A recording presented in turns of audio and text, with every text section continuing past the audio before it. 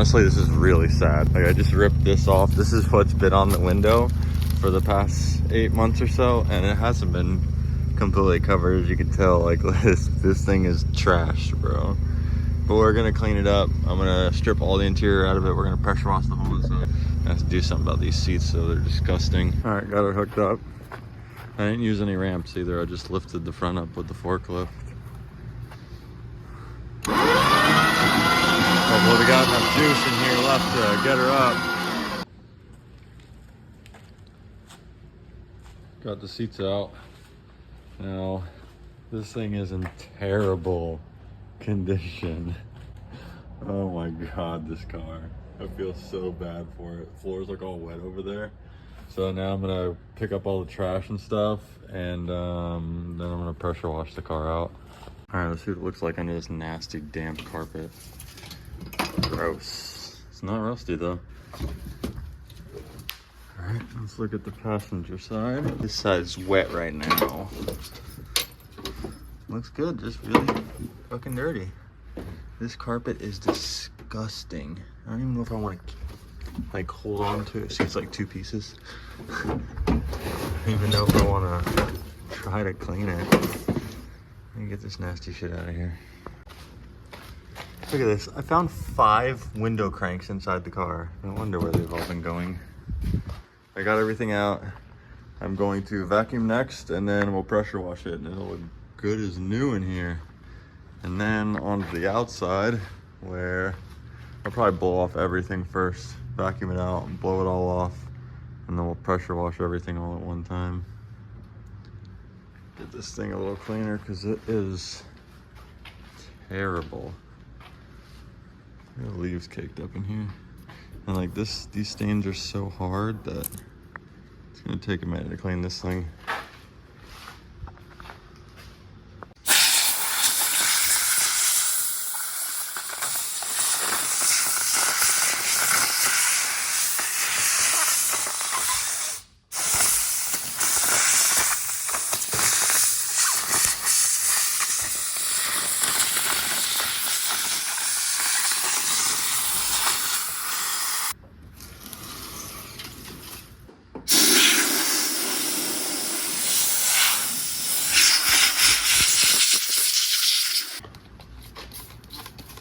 I'm just gonna douse this thing with degreaser and then go to town with the pressure washer. Whole inside.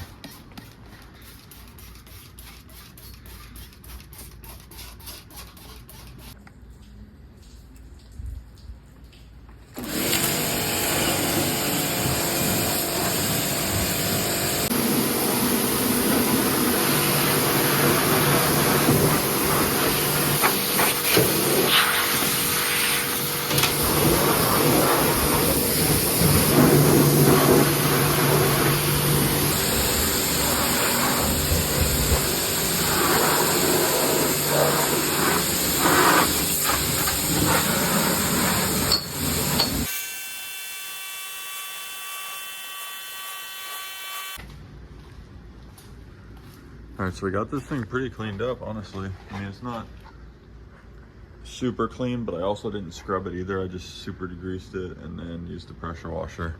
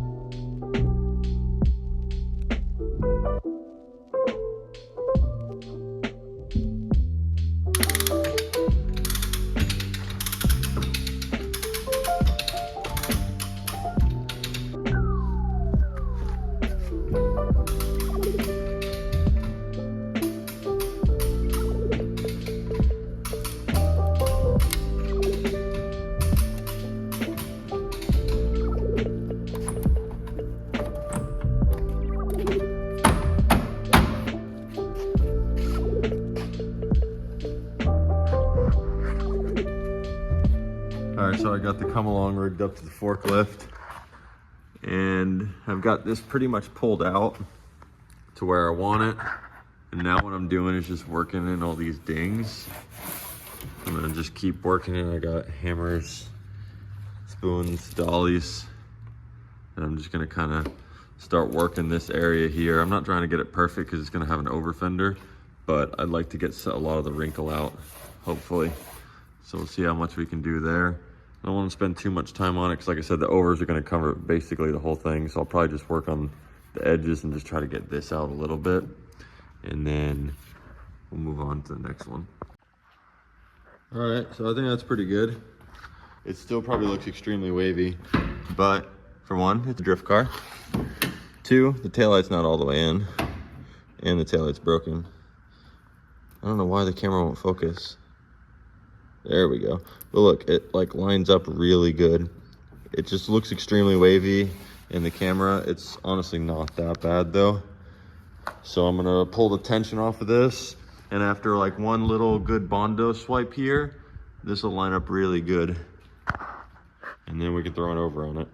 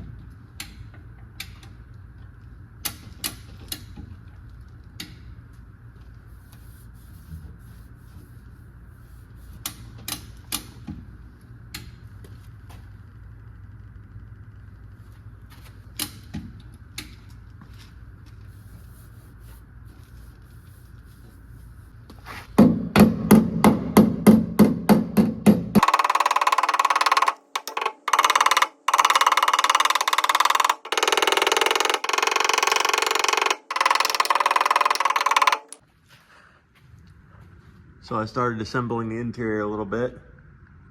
Got a center console in there. I cleaned up the dashboard. Dash looks good now. Put a climate control in it. Cleaned up this door panel. This is what the rest of the interior looked like. The dash and all, it was terrible. So that's the passenger door panel I still gotta do. But right now I'm gonna go back to the trailer and find some parts. All right, so what I'm after, I need a gauge cluster. And I know those are over here somewhere, I think. All right, gauge clusters right there. So I need one of those, and then I need an ashtray, and I need a, what was the last thing I needed? Oh, a mirror switch. I forget which gauge cluster was in this car. That's 150. God, there's so many clusters in here.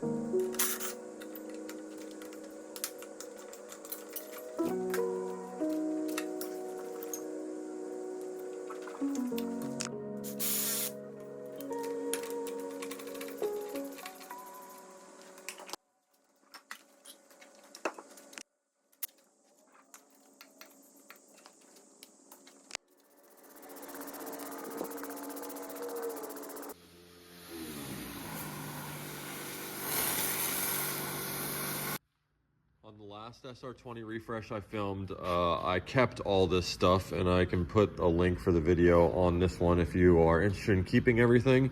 But this time around, we're going to delete all the extra coolant hoses and just keep the one that we need, which is going to be this one. This takes the hot cylinder head coolant and brings it to the back of the thermostat, so you have a good flow and the thermostat opens when it's supposed to.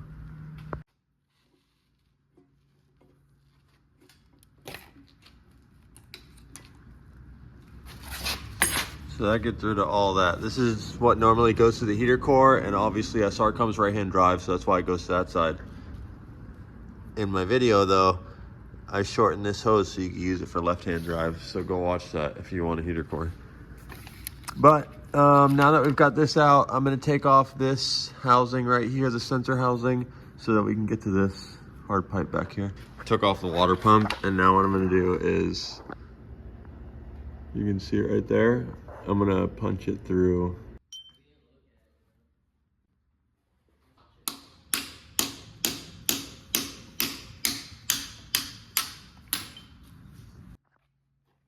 All right, got the MazWorks block plug installed now. After I push the other one out, just put a little bit of lube on the O-rings here, and it tapped right in, and then thread locker on that set screw there, so it cannot come out. Okay, so I cut the factory hard pipe off of here. Now what I'm gonna do is, I've got this bolt right here that I grinded the head down. Now I'm gonna take this bolt, and it's going to be a press fit into this fitting. I'm going to press that in there. Now what I'm going to do is I'm going to weld this up all in that seam there, and then I will take the bandsaw again and I will cut the bolt head off flush.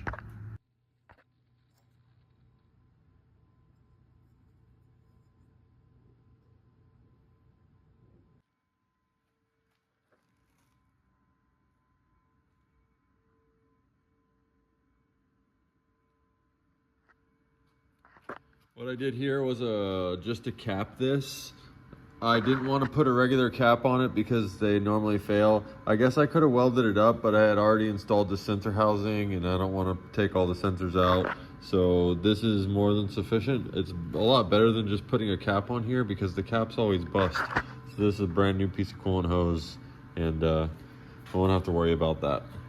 So that's blocked off, this is blocked off, this is deleted back here, and everything's simplified under here. My oil cooler hasn't come in yet, so I can't put that on yet, but intake manifold's ready to go on. Got this thermal intake manifold gasket. I've had this for a while. It was actually on the old motor that was in here. So good thing about these, you can reuse them. So now, put the intake on.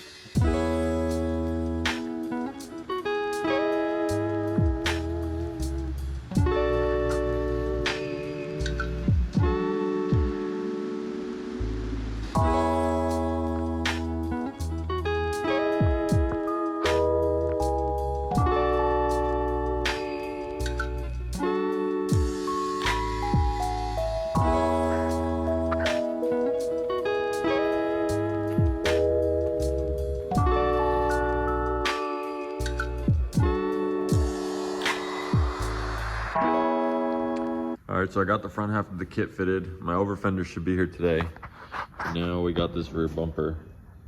So it's a GT1 kit, and they don't make like a specific GT1 Cooper bumper. So this is the hatch kit. So what I'm gonna do is I'm gonna try to make a coupe bumper out of this hatch bumper. So coupes are 2 inches shorter or longer in this section, and hatches are 2 inches shorter. So what I'm gonna do is cut off an extra 3 inches off of this past here. I'll probably do like 4 just for the first cut. And then I'm gonna try to mold this section here into this section of this bumper, because on this coupe bumper anyways, both sides are broken off and it had to be fixed anyways. We got the front just kind of sitting up here. I didn't make the bracket for this side yet, so this side's not all the way up like it should be, but I kind of just set it up there last night and just mocked it up so it can kind of start taking the shape a little bit. I'm gonna bring the heat gun out and try to form it up a little bit better, because spots like here on the side skirts, we got pretty big gaps. I'm gonna try to heat that in. Same with here.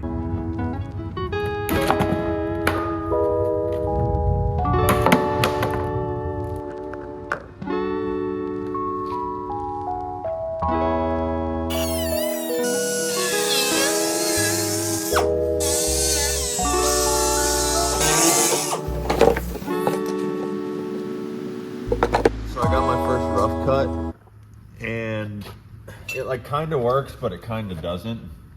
So I chopped into here too, because that's the extra piece of the coupe.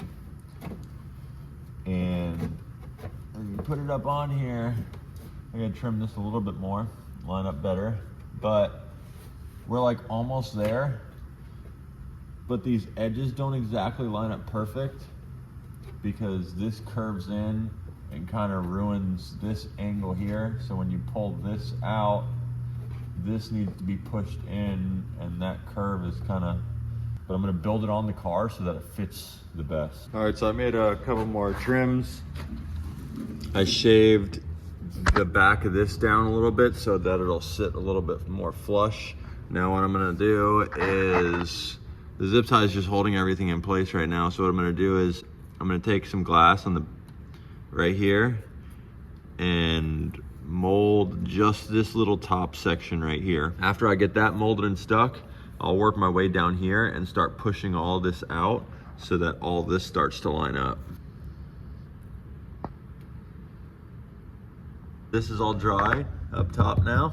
It's actually a one-piece bumper, and I've got some weight up underneath here pushing out on this bumper so that this lines up here. And then I took some paint sticks and covered them in masking tape and put them on the back side. So now the fiberglass resin won't stick to the masking tape. So now what I'm gonna do is take some more pieces of fiberglass, cut out some pieces, and then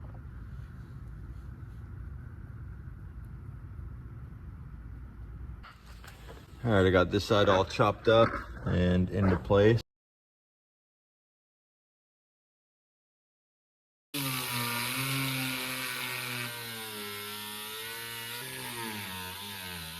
Got her trimmed out there. So what I'm gonna do now is, the bottom lines up, in the middle we got a gap. So I'll take my clamp again and clamp here in the middle, get that closer. Well, I'm gonna rough up these edges first, get ready for some glass like I did up here. And then we'll clamp this together and see how the edges look.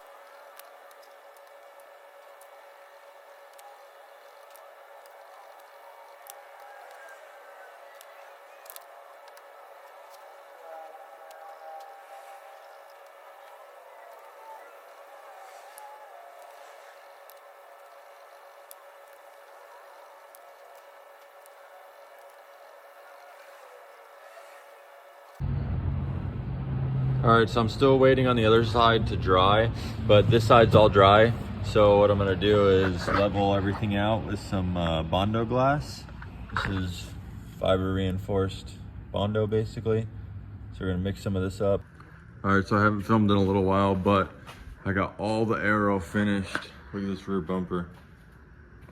Both sides are completely finished. It looks sick, you can't even tell. This side I put a little bit of primer, you really can't tell on this side. But everything's ready to go. It's like midnight right now. I'm gonna lay primer on all this aero. So all this is gonna be one step closer. I've got the whole car sanded down too. Almost all the way sanded down. All right, it's almost 2 a.m. I got everything primered though. Look how good this bumper came out. Look at the body line. Both of them. A body line here and the lower one. It came out so good. Fitment is perfect. And the bumper just like clips right on. Okay, so besides the hood and the trunk, I'm pretty much ready to prime. I did a shitload of body work this morning and I primed everything last night. I've got all the door fixed. I've got this fender fixed, I believe. Actually, I want to do one more coat on the fender up in the top corner. This fender is fixed. It needed a lot of work. Door, I just took all the adhesive off of the sticker here, so I just got to sand from here up. And then we're ready to prime. Hopefully get this thing in primer today.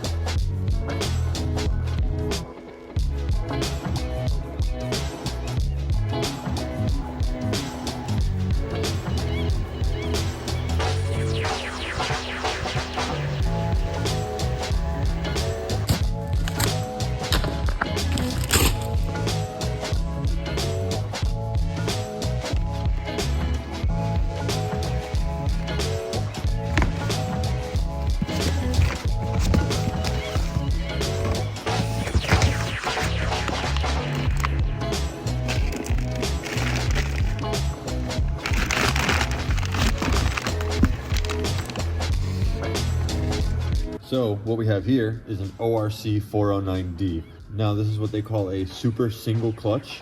So what we have here is a pressure plate with no friction disc on the back of it. And then we have a floating middle disc right here. And then under that, we have our main clutch disc. And now these are dampened clutches. So they reduce drivetrain shock when you're clutch kicking and driving your car. I'm putting this on in hopes that I don't break as many transmissions as normal, because I didn't go CD this time because it's really expensive, and I was trying to put this car together cost effectively and quickly, and I didn't have time to source all the parts. So here we are, 409D. This is gonna be sweet. And when you press the clutch in, it sounds like you're jingling a pocket of change, which is super cool. So once again, highly recommend these if you have any kind of Japanese engine. All right, so I'm out here in the back sourcing the last bit of the parts that we need here. Got an SR ECU, steering rack, speed sensor, fuel sending unit, gearbox mount, knock sensor. That's actually not for this car. Extra coil packs, got a PCB hose, and sway bar. And then drive shaft, Pexi exhaust, good trunk, test pipe, hood.